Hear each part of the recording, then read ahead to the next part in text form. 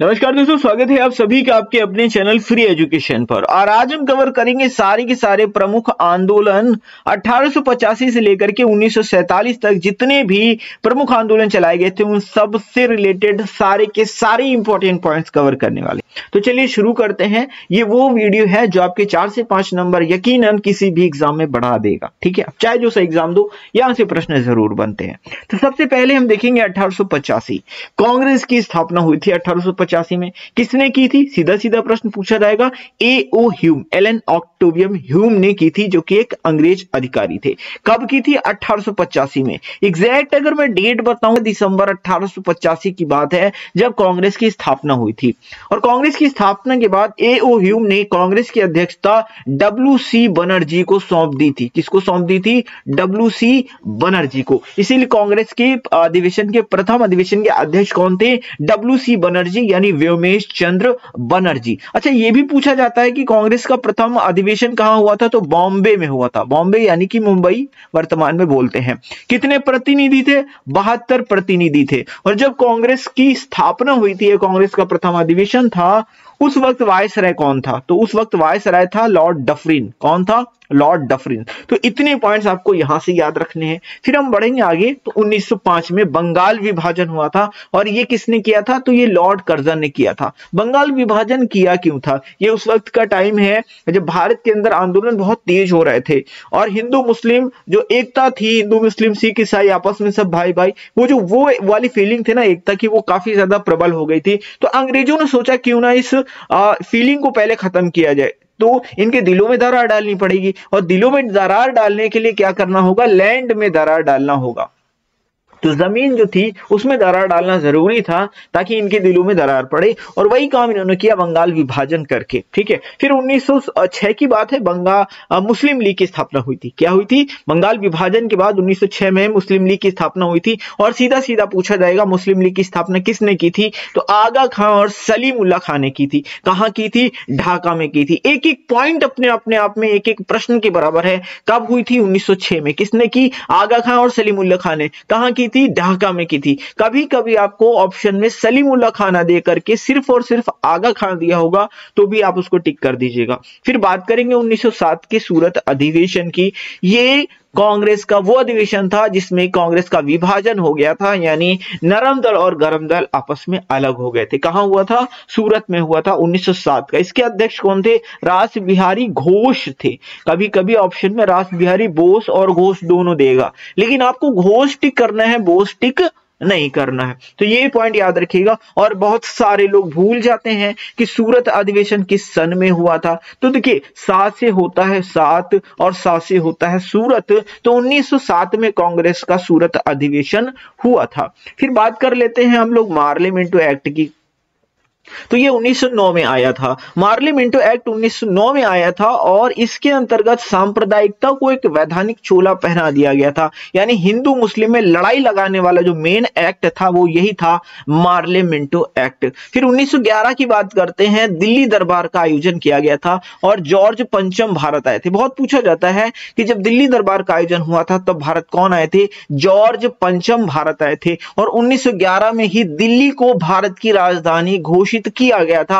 और 1912 आते आते दिल्ली राजधानी जो है वो ट्रांसफर कर ली गई थी। ये सारे पॉइंट्स याद रखिएगा। फिर 1911 में बंगाल विभाजन रद्द हुआ था और बंगाल विभाजन रद्द किया था लॉर्ड हॉर्डिंग ने। मैंने अभी आपको 1905 में बताया था लॉर्ड कर्जन ने बंगाल विभाजन किया था, लेकिन 1911 में बंगाल विभाजन रद्द किया था वायसराय थे लॉर्ड हॉर्डिंग। इतने प्रश्न आपको हर हाल में याद रखने हैं। फिर 1915 की बात करेंगे। महात्मा गांधी साउथ अफ्रीका से वापस लौटे थे। एग्जैक्ट डेट अगर मैं बता दूं तो ये 9 जनवरी सन 1915 की बात है जब गांधी जी भारत लौटे थे साउथ अफ्रीका से। ठीक है, क्योंकि 9 जनवरी को प्रवासी भारतीय दिवस मनाया जाता है। एक प्रश्न और सीधा सीधा यहां से उठता है, गांधी जी साउथ अफ्रीका से भारत कितने वर्ष के बाद लौटे थे? 21 वर्ष के बाद लौटे थे। कितने वर्ष के बाद? 21 वर्ष के बाद लौटे थे। देखिए, मैं आपको सारे पॉइंट बताऊंगा जहां जहां से प्रश्न पूछे जाते हैं, बस आपको ध्यान से देखना है क्योंकि याद आपको करना होगा। 1916 1916 की बात करते हैं, लखनऊ अधिवेशन हुआ था।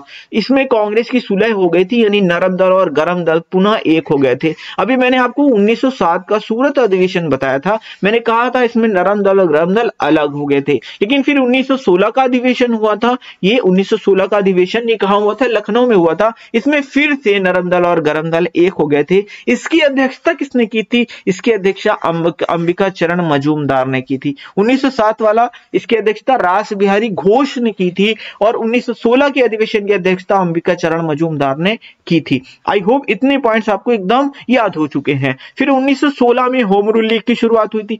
आयरलैंड से ये होम रूल लीग का सिद्धांत लिया गया, अवधारणा ली गई है। सीधा सीधा पूछा जाता है होम रूल लीग की अवधारणा कहां से ली गई? आयरलैंड से। कब शुरू किया गया? 1916 में। किसने शुरू किया? बाल गंगाधर तिलक और एनी बेसेंट ने शुरू किया था ये होम रूल लीग। बड़ा इंपॉर्टेंट है, बहुत बार एग्जाम में पूछा गया।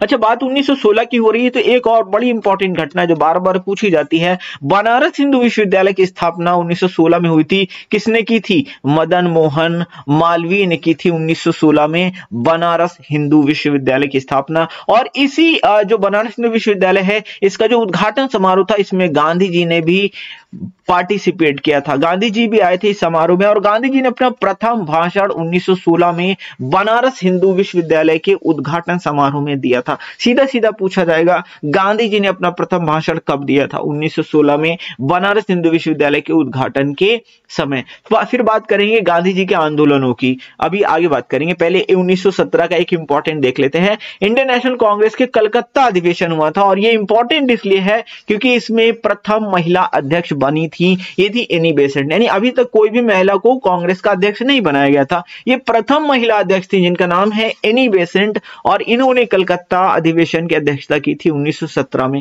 ध्यान रहे ये प्रथम महिला अध्यक्ष हैं, लेकिन अगर प्रथम भारतीय महिला अध्यक्ष पूछ लिया जाए तब आप एनी बेसेंट नहीं बताइएगा, आप बताइएगा सरोजनी नायडू। कौन? सरोजनी नायडू। 1925 में इन्होंने अध्यक्षता की थी। कौन सा अधिवेशन की अध्यक्षता की थी? कानपुर अधिवेशन की अध्यक्षता की थी। इतने पॉइंट्स आई होप आपको याद हो चुके होंगे। अब हम गांधी जी के कुछ आंदोलन यहां पर कवर करेंगे।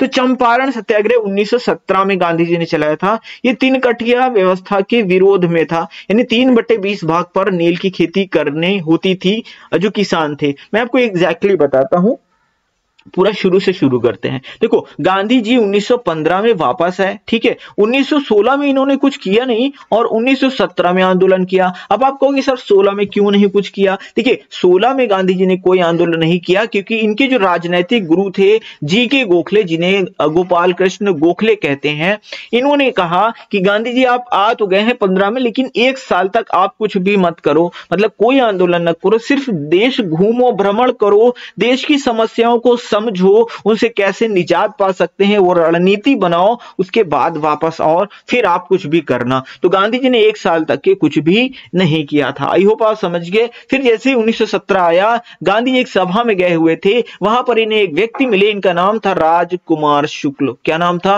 राजकुमार शुक्ल। और इन्होंने गांधी जी को चंपारण, यानी बिहार में चंपारण है, वहां की किसानों की समस्याओं से अवगत कराया और आग्रह किया कि आप आइए और इन समस्याओं से निजात दिलाइए। तब गांधी जी 1917 में चंपारण गए थे और चंपारण सत्याग्रह चलाया था।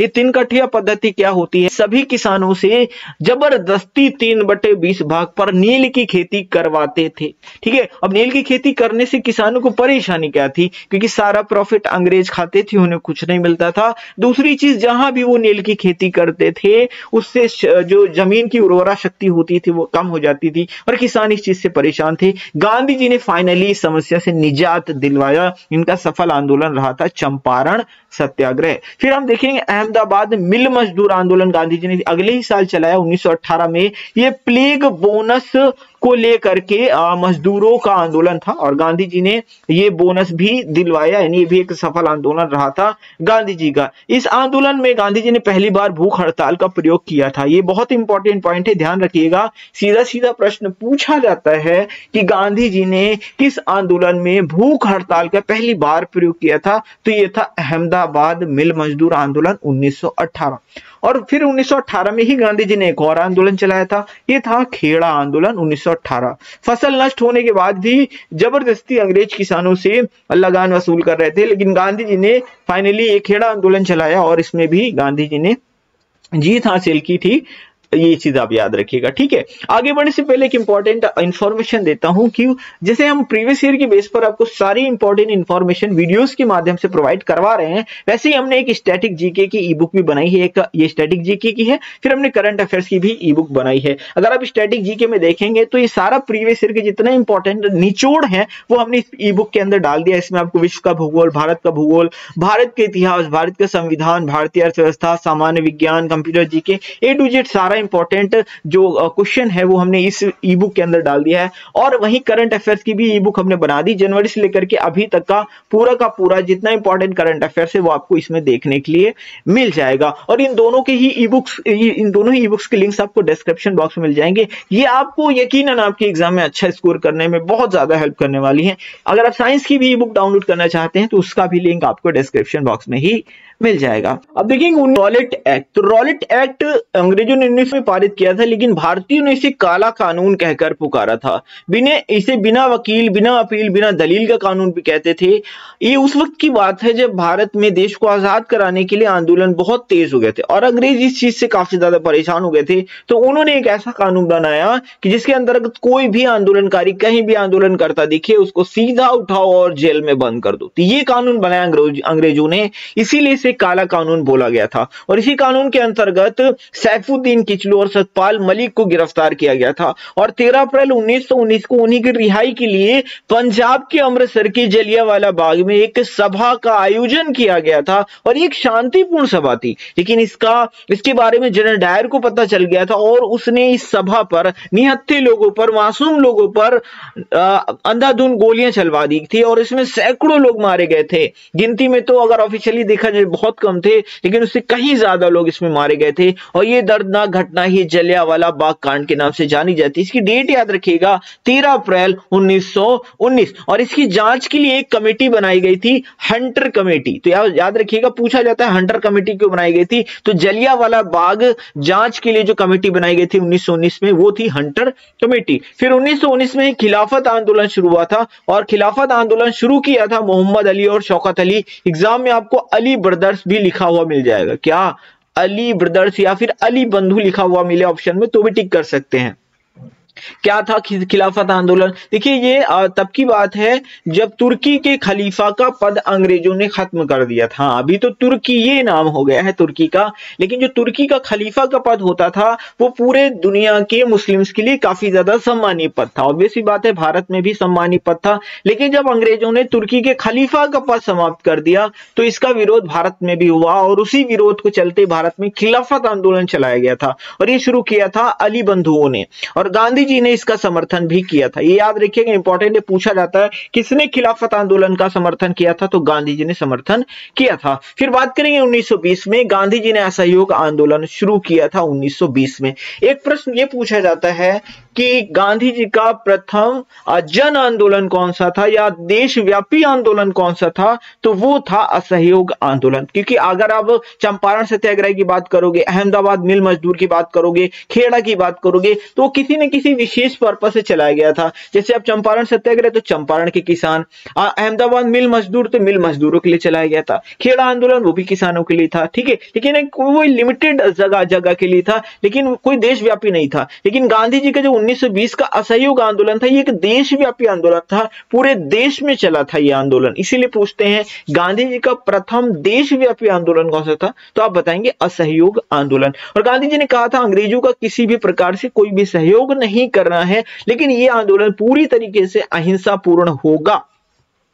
बट अनफॉर्चुनेटली 1922 की बात है, 5 फरवरी 1922, 5 नहीं 4 फरवरी 1922 की बात है, गोरखपुर में के चौरी चौरा में एक घटना हो गई। घटना ये हुई थी कि जो अंग्रेज थे ना वो काफी ज्यादा प्रताड़ित कर रहे थे भारतीयों को, तो उन्होंने क्या किया, उन अंग्रेज को दौड़ाया और उन्हें उन्हीं की जेल में बंद कर दिया और पूरे थाने में ही आग लगा दी। कई अंग्रेज सिपाही उसमें मारे गए थे। इस चीज से काफी विवाद बढ़ गया था और गांधी जी को फाइनली 12 फरवरी 1922 को अपना असहयोग आंदोलन स्थगित करना पड़ा था। तो चौरी चौरा घटना 4 फरवरी 1922 को हुई थी और 12 फरवरी 1922 को गांधी जी ने असहयोग आंदोलन स्थगित कर दिया था। ये सारे पॉइंट्स आप याद रखिएगा। शुरू कब किया था? 1920 में। फिर 1923 में स्वराज पार्टी की स्थापना हुई थी। ये मोतीलाल नेहरू और चित्तरंजन दास ने की थी। बहुत पूछा जाता है कब हुई थी? 1923 में। किसने की थी? मोतीलाल नेहरू और चित्तरंजन दास ने। 1924 का कांग्रेस का बेलगाम अधिवेशन, ये बहुत ज्यादा पूछा जाता है, बीपीएससी के एग्जाम में भी पूछा गया था, अभी टीचर के जो एग्जाम हुए हैं।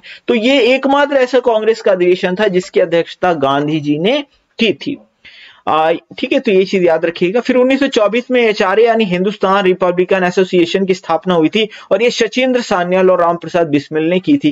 कभी कभी ऑप्शन में सिर्फ और सिर्फ आपको सचिंद्र सान्याल मिलेगा तो आप टिक मार दीजिएगा, बिल्कुल परेशान मत होइएगा। फिर 1925 की बात करें तो काकोरी कांड हुआ था, जिसका भी यूपी गवर्नमेंट ने नाम भी चेंज कर दिया, इसका नाम बदल के काकोरी ट्रेन एक्शन की घटना कर दिया है। तो ये अगर मैं एग्जैक्ट डेट आपको बता दूं तो ये 9 अगस्त 1925 की बात है। काकोरी घटना यानी काकोरी कांड जो हुआ था ये दरअसल यूपी के लखनऊ में ही है, काकोरी प्लेस पड़ता है, वहीं की बात हो रही है। हुआ ये था कि जो आंदोलनकारी थे इन्होंने सोचा जैसा अंग्रेज हमारे साथ ट्रीटमेंट कर रहे हैं वैसे हमें भी इन्हें देना होगा, क्योंकि जैसे को तैसा दोगे तभी ये यहां से भागेंगे। लेकिन अंग्रेजों से लड़ने के लिए हमें जरूरत पड़ेगी हथियारों की। किसकी? हथियारों की। हथियार खरीदने के लिए चाहिए पैसे। पैसे कैसे आएंगे? तो अंग्रेज क्या कर रहे थे, जो भारतीयों का ही पैसा था उसे ट्रेन के माध्यम से बाहर भेज रहे थे। तो भारतीयों ने सोचा क्यों ना, यानी आंदोलनकारियों ने सोचा क्यों ना इस पैसे को ही लूट लें और इसी से हथियार खरीदा जाए और इसी से अंग्रेजों से लड़ा जाए। तो इसमें थे करीब 4600 रुपए। कितने थे? 4600 रुपए, और इन्होंने इसे लूट लिया था और यह घटना ही काकोरी कांड के नाम से जानी जाती है। फिर 1925 की बात करें, इंडियन नेशनल कांग्रेस का कानपुर अधिवेशन हुआ था और इसकी अध्यक्षता थी सरोजिनी नायडू। तो प्रथम महिला, भारतीय महिला अध्यक्ष कौन थी? सरोजिनी नायडू। किस अधिवेशन की? कानपुर अधिवेशन की, जो कि 1925 में हुआ था। मैंने आपको एनिमेशन के बारे में बताया था, वो प्रथम महिला अध्यक्ष थी, लेकिन प्रथम भारतीय महिला अध्यक्ष की बात करेंगे तो वो थी सरोजिनी नायडू। कानपुर अधिवेशन सन 1925। फिर 1927 में साइमन कमीशन की नियुक्ति हुई थी। ये 8 नवंबर 1927 की बात है जब साइमन कमीशन की नियुक्ति हुई थी और ये 3 फरवरी 1928 को भारत आया था और इसमें कुल 7 सदस्य थे और सभी के सभी अंग्रेज थे। इसीलिए साइमन कमीशन का बहुत ज्यादा विरोध हुआ था। अब साइमन कमीशन था क्या एग्जैक्टली? तो मैं बताऊं, भारत की राज व्यवस्था में सुधार करने के लिए अंग्रेजों ने एक कमीशन बनाया था जिसका नाम था साइमन कमीशन। इसका विरोध इसलिए हुआ क्योंकि भाई ये हमारी राज व्यवस्था में हमारी जो व्यवस्थाएं हैं, हमारी समस्याएं हैं, उनके सुधार के लिए या उनमें चेंज करने के लिए ये आ रहे हैं और इन्हें हमारे बारे में पता ही नहीं, तो इन्हें हमारी समस्या क्या खाक पता होगी, क्योंकि साथ के साथ अंग्रेज ये क्या जाने हमारे साथ क्या प्रॉब्लम है, क्या नहीं है, क्या बदलाव करेंगे। इसीलिए भारतीय नाराज थे। भारतीयों का कहना यही था आंदोलनकारियों का कि इसमें कुछ भारतीय सदस्य भी तो होने चाहिए। इसीलिए साइमन गो बैक के नारे लगाए गए थे और 1928 में इसी साइमन कमीशन का विरोध हो रहा था और इसी विरोध के दौरान अंग्रेजों ने लाठीचार्ज कर दिया था और उसी लाठीचार्ज में एक लाठी पड़ गई थी लाला लाजपत राय जी के सिर पर और उनकी मृत्यु हो गई थी। ये सारे पॉइंट्स याद रखेंगे। फिर 1928 में अगस्त 1928 में नेहरू रिपोर्ट सौंपी गई थी मोतीलाल नेहरू के द्वारा। तो सीधी सीधी पूछा जाता है कि अगस्त रिपोर्ट कब सौंपी गई थी? तो अगस्त 1928 में। किसके द्वारा सौंपी गई थी? तो मोतीलाल नेहरू जी के द्वारा सौंपी गई थी। फिर 1928 में बारदोली सत्याग्रह चलाया गया था। बारदोली दरअसल गुजरात में है और किसानों के कर वृद्धि के विरोध में था, यानी अंग्रेजों ने कर की वृद्धि कर दी थी और इसके विरोध में जो था ये आंदोलन चलाया गया था। गांधी जी ने पटेल जी को भेजा था और कहा कि जाओ भाई इन समस्याओं को निपटाओ। तो बारदोली सत्याग्रह का बहुत ही अच्छा सा नेतृत्व किया था वल्लभ भाई पटेल जी ने और उसके बाद जो बारदोली की महिलाएं थी सफल नेतृत्व के कारण पटेल जी को सरदार की उपाधि से सम्मानित किया था। इसीलिए आज भी हम सरदार वल्लभ भाई पटेल के नाम से जानते हैं। ये सारे पॉइंट्स आप याद रखिएगा। फिर हम आगे बढ़ जाएं तो 1929 की बात है, लाहौर अधिवेशन हुआ था और इसी लाहौर अधिवेशन की अध्यक्षता पंडित जवाहरलाल नेहरू ने की थी और इसमें पूर्ण स्वराज की मांग की गई थी। पूर्ण स्वराज की मांग की गई थी। फिर 1929 का लाहौर षड्यंत्र याद रखिएगा। भगत सिंह बटुकेश्वर दत्त द्वारा ब्रिटिश असेंबली में बम फेंका गया था। ये बम क्यों फेंका गया था, इसका रीजन क्या था? किसी को नुकसान पहुंचाना बिल्कुल भी इसका पर्पस नहीं था। इसका पर्पस ये था क्योंकि जो भारतीय आंदोलनकारी थे जैसे भगत सिंह है, बटुकेश्वर दत्त है, राजेंद्र लाहिड़ी है ना, इन्हें मतलब एक अलग तरीके से मतलब एक नेगेटिव पॉजिटिव वे में इनको ट्रीट किया जाता था, इन्हें देखा जाता था। लेकिन ये कहते थे कि तो हम भी देश को आजाद कराना चाहते हैं, हालांकि हमारा तरीका अलग है लेकिन पर्पस हमारा भी एक है, हम भी देश का हित ही चाहते हैं। ठीक है, गांधी जी अहिंसा के माध्यम से चाहते हैं लेकिन हम टिट फॉर टैट के माध्यम से चाहते हैं। इसीलिए अंग्रेजों को, प्लस अंग्रेज भी कोई सुनता ही नहीं था, तो भगत सिंह और बटुकेश्वर दत्त ने जो है असेंबली में बम फेंका, और बम वहां फेंका जहां पर कोई था ही नहीं, और भागे भी नहीं बम फेंकने के बाद, वहीं खड़े रहे। और उसके बाद लोगों को यह एहसास हुआ कि हाँ ये हमारे हितैषी हैं, ये हमारे हित के लिए लड़ रहे हैं, और फाइनली इन्होंने अपने देश के लिए अपने प्राणों को न्यौछावर कर दिया। तो ये चीज आप याद रखिएगा। वहां से जो है फिर क्रांतिकारियों को एक अलग ही मतलब वो मिल गया था, और अंग्रेज भी इनसे डरने लग गए थे। तो ये चीज याद रखिएगा, ये हमारे महान योद्धा थे। अगर आगे बढ़ जाते हैं, इसमें हम 1930 की बात करेंगे। नमक सत्याग्रह 12 मार्च 1930 को गांधी जी ने साबरमती आश्रम से 70 अनुयायियों के साथ में यात्रा शुरू की थी, और 6 अप्रैल 1930 को दांडी पहुंच करके ये यात्रा खत्म की थी, यानी नमक बनाकर नमक कानून तोड़ दिया था। ठीक है, अंग्रेजों ने बहुत ज्यादा मतलब एक नमक कानून बनाया था, और इसके अंतर्गत जो नमक के सारे राइट्स से अपने पास रख लिए थे, और जाहिर सी बात उसकी कीमत बहुत ज्यादा बढ़ा दी थी। गांधी जी ने इसका विरोध किया और नमक सत्याग्रह चलाया था। कब शुरू किया? 12 मार्च सन 1930 को गांधी जी ने कहां से शुरू किया? साबरमती आश्रम से शुरू किया। कहां, कब तक चले? 6 अप्रैल 1930 तक चले। ठीक है, कितने दिन यात्रा चली? 24 डेज तक यात्रा चली। दांडी पहुंच करके गांधी जी ने नमक बनाया और नमक कानून को तोड़ दिया। तो ये था गांधी जी का नमक सत्याग्रह। और उसके बाद गांधी जी ने सविनय अवज्ञा आंदोलन शुरू किया। मैंने बताया गांधी जी ने जब नमक यात्रा शुरू की थी तो कितने अनुयायी थे? 70 अनुयायी थे। लेकिन जब दांडी पहुंचे तो गांधी जी के पास हजारों लोगों का हुजूम था उनके पीछे, और गांधी जी ने सोचा क्यों ना यहीं से सविनय अवज्ञा आंदोलन की शुरुआत कर दें। मतलब अंग्रेजों की अवज्ञा करनी है, सविनय, लेकिन लड़ाई करके नहीं, विसविनय अवज्ञा करनी है अंग्रेजों की, और वहीं से शुरू हुआ था यह आंदोलन। फिर 1931 को 23 मार्च 1931 को क्रांतिकारी भगत सिंह, सुखदेव और राजगुरु को दुष्ट अंग्रेजों के द्वारा फांसी की सजा सुनाई गई थी। फिर 1930 की अगर बात करें तो प्रथम गोलमेज सम्मेलन हुआ था। क्या हुआ था?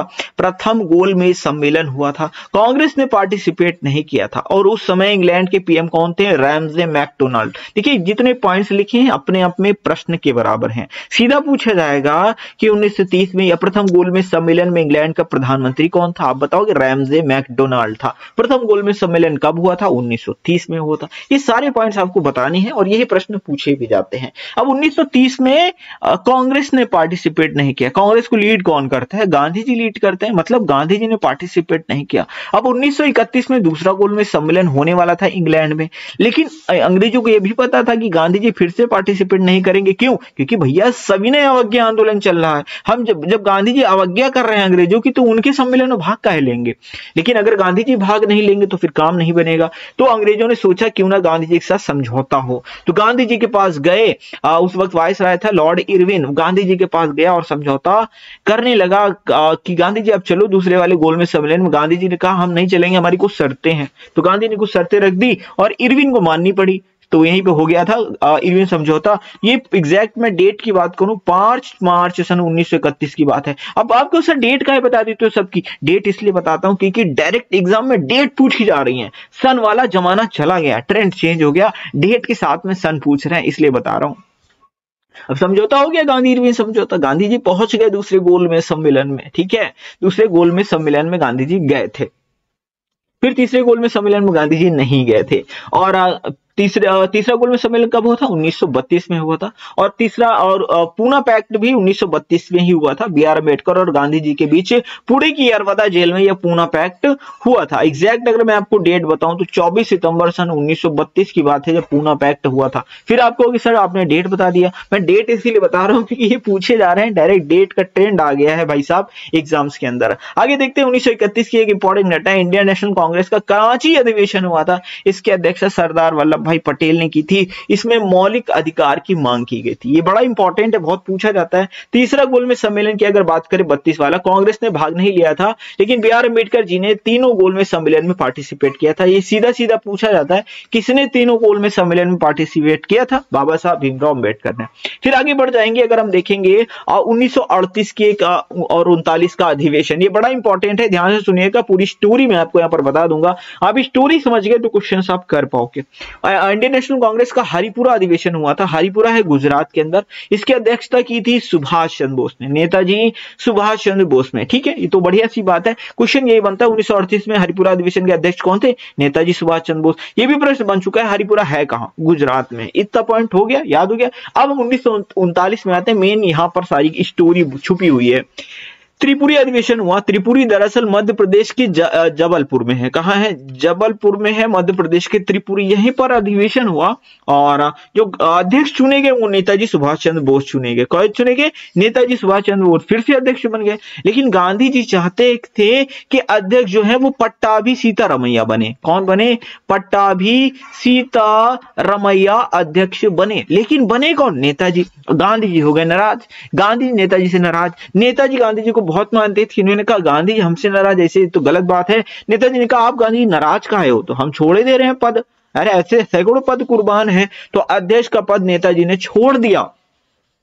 और अब गांधी जी की मर्जी जिसको बनाए। लेकिन क्या पट्टाभी सीतारमैया अध्यक्ष बने? नहीं, पट्टाभी सीतारमैया अध्यक्ष नहीं बने। अध्यक्ष कौन बने? डॉक्टर राजेंद्र प्रसाद। कौन बने? सर्वसम्मति से अध्यक्ष बन गए डॉक्टर राजेंद्र प्रसाद। इस जो घटना मैंने आपको बताई कि त्रिपुरी अधिवेशन था, नेताजी अध्यक्ष बने, फिर गांधी जी पट्टाभी सीतारमैया को बनाना चाहते थे, लेकिन फिर नेताजी ने इस्तीफा दे दिया। फिर अध्यक्ष कौन बने? डॉक्टर राजेंद्र प्रसाद। ये पूरी स्टोरी बताया ना, इसको त्रिपुरी संकट के नाम से जाना जाता है। क्या? त्रिपुरी संकट के नाम से जाना जाता है। तो ये सारे प्रश्न याद रखो, सीधा पूछेगा। त्रिपुरी संकट के बाद जो कांग्रेस का अधिवेशन का अध्यक्ष था कौन बना था? डॉक्टर राजेंद्र प्रसाद। आपको ऑप्शन में पट्टाभी सीतारमैया जरूर दिया होगा, लेकिन आप टिक नहीं मारोगे। ठीक है, फिर अब नेताजी ने 1939 में कांग्रेस की अध्यक्षता छोड़ दी अधिवेशन की। अब नेताजी ने कहा हम अपनी दिशा अलग ही बनाएंगे। नेताजी ने स्थापना की थी फॉरवर्ड ब्लॉक की 1939 में ही। तो सीधा पूछे फॉरवर्ड ब्लॉक की स्थापना किसने की? नेताजी सुभाष चंद्र बोस ने। लेकिन अफसोस की बात है इस फॉरवर्ड ब्लॉक को बहुत सारे लोगों ने मान्यता नहीं दी थी। इवन गांधी जी ने मान्यता नहीं दी, अंग्रेजों ने मान्यता नहीं दी, काफी सारे लोगों ने मान्यता नहीं दी थी। लेकिन बहुत सारे ऐसे संगठन भी थे जिन्होंने फॉरवर्ड ब्लॉक को मान्यता दी थी। फिर 1940 की बात करें, पाकिस्तान की मांग उठी थी। मुस्लिम लीग के लाहौर अधिवेशन में जो है ये पाकिस्तान की मांग उठी थी। 1940 में अगस्त प्रस्ताव आया था। उस वक्त वायसराय कौन था? लिनलिथ गो। 8 अगस्त सन 1940 की बात है, ये अगस्त प्रस्ताव आया था। और सीधा सीधा पूछा जाएगा 1940 में अगस्त प्रस्ताव जब आया उस वक्त वायसराय कौन था? लिनलिथ गो था। फिर भारत का व्यक्तिगत सत्याग्रह 1940 में शुरू हुआ था। इसे दिल्ली चलो आंदोलन भी कहा गया। व्यक्तिगत सत्याग्रही कौन थे? तो ये थे विनोबा भावे और दूसरे थे पंडित जवाहरलाल नेहरू। देखो जो व्यक्तिगत सत्याग्रह था, अगर पूछा जाए व्यक्तिगत सत्याग्रह का विचार किसका था तो आप बताना गांधी जी का था। क्या? व्यक्तिगत सत्याग्रह का विचार किसका था? गांधी जी का। लेकिन अगर ऐसे पूछा जाए कि प्रथम व्यक्तिगत सत्याग्रही कौन थे, आप बताओगे विनोबा भावे। और पूछ लें अगर दूसरे व्यक्तिगत सत्याग्रही कौन थे तो पंडित जवाहरलाल नेहरू थे। फिर 1942 में क्रिप्स मिशन आया था। इसके अध्यक्ष थे सर स्टैफोर्ड क्रिप्स। कौन थे? Sir Stafford Cripps. और फिर 1942 में भारत छोड़ो आंदोलन गांधी जी ने चलाया था। ये अगस्त 1942 की बात है। इसे अगस्त क्रांति के नाम से भी जाना जाता है। और गांधी जी ने करो या मरो का नारा दिया था और अगले ही दिन गांधी जी को जेल भेज दिया गया था। और कहां रखा गया था गांधी जी को? आगा खां पैलेस में। ये सारे प्रश्न पूछे गए हैं, कहां रखा गया था? आगा खां पैलेस में। 1945 में शिमला सम्मेलन भी हुआ था और सभी ये शिमला सम्मेलन जो था ये सभी राजनीतिक दलों का एक सम्मेलन था। और ये भी पूछा जाता है कि 1945 में जब शिमला सम्मेलन हुआ उस वक्त वायसराय कौन था? उस वक्त वायसराय था लॉर्ड वेवेल। कौन था? Lord Wavell. फिर 24 मार्च 1946 की बात है, कैबिनेट मिशन योजना आई थी। और 1940 में याद रखना नौसेना विद्रोह भी हुआ था। मुंबई INS तलवार के सैनिकों द्वारा ये नौसेना विद्रोह किया गया था। 1940 में ही इंग्लैंड के PM एटली ने भारत को स्वतंत्र करने की घोषणा की थी। याद रखिएगा, सीधा सीधा पूछा जाएगा जब देश आजाद हुआ था तो इंग्लैंड का प्रधानमंत्री कौन था? तो क्लीमेंट एटली था। या ऐसे भी पूछा जाता है कि किसने देश की स्वतंत्रता की घोषणा की थी? तो क्लीमेंट एटली ने की थी। 1946 में अंतरिम सरकार की स्थापना हुई। 2 सितंबर 1946 की बात है। और अंतरिम जो सरकार की स्थापना हुई थी उसके जो प्रधानमंत्री बने थे वो पंडित जवाहरलाल नेहरू बने थे। फिर 15 अगस्त 1947 को फाइनली देश आजाद हो गया। 26 जनवरी 1950 को गणतंत्र की स्थापना हुई थी, यानी संविधान लागू हो गया था। 1951 में विनोबा भावे ने शुरू किया था भूदान आंदोलन। पोचमपल्ली गांव से तेलंगाना के शुरू किया था। अब ये क्या था? भूदान आंदोलन। देखिए देश आजाद हो चुका था लेकिन प्रॉब्लम ये थी, जो देश हमारा था वो क्या था, कृषि प्रधान। लेकिन प्रॉब्लम ये नहीं थी, प्रॉब्लम ये थी कि इसका बहुत बड़ा जो कृषि भूमि का हिस्सा था वो जमींदारों के पास था। अब जो छोटे किसान थे उनके पास भूमि नहीं थी, तो कृषि कैसे करेंगे, देश में तरक्की कैसे होगी। तो विनोबा भावे ने जो जमींदार थे उनसे आग्रह किया कि आप लोग अपनी जमीन स्वेच्छा से दान करें, ताकि जो छोटे किसान हैं उन्हें ये जमीन दी जा सके, वो कृषि कर सकें, अपनी जीविका यापन कर सकें, इसके अलावा देश की तरक्की में भागीदार बन सके। तो और बहुत सारे लोगों ने जमीन दान भी किए थी। तो ये एक तरह का काफी मतलब जो सक्सेसफुल आंदोलन रहा था भूदान आंदोलन विनोबा भावे का। फिर कुछ पॉइंट हम गांधी जी से कवर कर लेते हैं जो बार बार रेपिटेटिव फॉर्म में पूछे जाते हैं। जैसे आजादी के समय गांधी जी कहाँ थे, तो पश्चिम बंगाल के नुआखाली दंगों में संधि कराने गए थे। ठीक है, पूछा जाता है किस अधिवेशन में गांधी जी ने कहा था गांधी मर सकता है किंतु गांधीवाद नहीं, तो एक कराची अधिवेशन था, कराची नहीं था, कराची अधिवेशन 1931 सरदार वल्लभ भाई पटेल ने अध्यक्षता की इस अधिवेशन की। गांधी इरविन पैक्ट कब हुआ था, 5 मार्च 1931 को। किस गोलमेज सम्मेलन में गांधी जी ने भाग लिया था, द्वितीय गोलमेज सम्मेलन 1931 था। पूना पैक्ट ये 24 सितंबर 1932 को हुआ था, पूना की यरवदा जेल में हुआ था। किसके किसके बीच हुआ था, गांधी जी और बाबा साहब भीमराव अम्बेडकर के बीच। फिर गांधी जी ने कब कैसरे हिंद की उपाधि वापस कर दी थी, तो 1920 में जब असहयोग आंदोलन शुरू किया था तब कैसरे हिंद की उपाधि वापस कर दी थी। गांधी जी ने असहयोग आंदोलन वापस कब लिया था, तो 12 फरवरी सन 1922 की ये बात है। क्यों, क्योंकि भाई 4 फरवरी 1922 को चौरी चौरा घटना हुई थी यूपी के गोरखपुर में। उसके बाद गांधी जी ने 12 फरवरी 1922 को ये असहयोग आंदोलन वापस ले लिया था। गांधी जी की दांडी यात्रा 12 मार्च 1930 को साबरमती से दांडी तक चली थी। कहां से शुरू हुई थी, साबरमती से। कब, 12 मार्च 1930 को। ठीक है, और इसको नेपोलियन के पेरिस मार्च और मुसोलिनी के रोम मार्च से किसने तुलना की थी, तो ये नेताजी सुभाष चंद्र बोस ने तुलना की थी। दांडी यात्रा गांधी जी ने 12 मार्च 1930 को गुजरात के साबरमती से शुरू की। 6 अप्रैल 1930 को दांडी में पहुंचकर ये यात्रा खत्म की थी, यानी इसे ही नमक यात्रा बोलते हैं, नमक सत्याग्रह बोलते हैं। ये 24 दिन तक चली थी और गांधी जी ने अपने अनुयायियों के साथ 240 माइल्स या 386 किलोमीटर की यात्रा तय की थी। आप कहोगे सर ये भी पूछा जाता है, मैं कहूंगा हाँ ये भी प्रश्न बन चुका है। दांडी पहुंचते गांधी जी के पीछे 60,000 लोगों का जनसमूह था और इसी के बाद गांधी जी ने शुरू किया था सविनय अवज्ञा आंदोलन। तो ये था आज का सारा important session. I hope video definitely आपको पसंद आया होगा। एक प्रश्न का जवाब आप भी जरूर दीजिएगा। आपको जवाब ये देना है कि जो एचआरए है, एचआरए इसकी स्थापना कब हुई थी, एचआरए की स्थापना कब हुई थी, आपको कमेंट बॉक्स में टाइप करना है। ठीक है, हिंदुस्तान रिपब्लिकन एसोसिएशन की स्थापना कब हुई थी, सन आपको जो है वो कमेंट बॉक्स में टाइप करना है। उम्मीद करता हूं वीडियो आपको पसंद आया होगा। लाइक शेयर सब्सक्राइब कर दीजिएगा। मिलते हैं अगले वीडियो में। Thank you for watching.